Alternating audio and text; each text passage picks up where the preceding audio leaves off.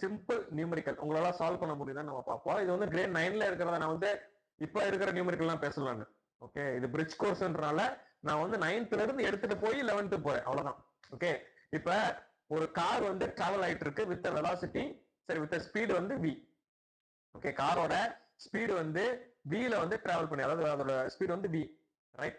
இங்க அதோட half distance வரும்போது அதோட ஸ்பீடு வந்து 2v, அதாவது இந்த இடத்துல வரும்போது இது என்னோட இது வந்து 2v. ஓகே, அப்ப என்னோட காரோட ஆவரேஜ் ஸ்பீடு வந்து எவ்வளவா இருக்கும்? கரெக்டா சொல்லுங்க. ஆவரேஜ் ஸ்பீட்னா நிறைய பேர் என்ன தெரியுமா தப்பு பண்ணுவீங்க? ஆவரேஜ் என்ன, ரெண்டுமே ஆட் பண்ணி டிவைட் பை 2 போடு அப்படின்னு சொல்றீங்க இல்லையா? அப்ப நான் உங்களோட மைண்ட் செட்ல இருந்து நான் இதை சால்வ் பண்றேன். எப்படி சால்வ் பண்றேன் பாருங்களேன். நீங்க எல்லாரும் சால்வ் பண்றதான் v plus 2v divide by 2 இது போட்டோம்னா வேல்யூ வந்துடும் சார். அப்ப வேல்யூ என்ன வரும்?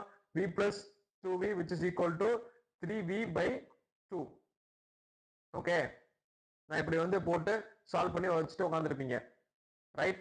அப்ப இது என்னடா அது ஆன்சரே வரல, 3v by 2 என்னடா அது? ஆவரேஜ் என்ன சொல்றது, ரெண்டுமே ஆட் பண்ணி பிளஸ் 2 போட்டுருங்க, அவ்வளவுதான். இல்லாட்டி என்ன பண்ணுவீங்க, கொஞ்சம் ஓவர் திங்க் பண்ணுன்னு சொல்லிட்டு 2v, ஓகே 2v, அப்ப இதுதான் ஆன்சர் கரெக்டா, அப்ப ஹாஃப் டிஸ்டன்ஸ் 2v, ஓகே இதுதான் ஆன்சர் அப்படின்னு.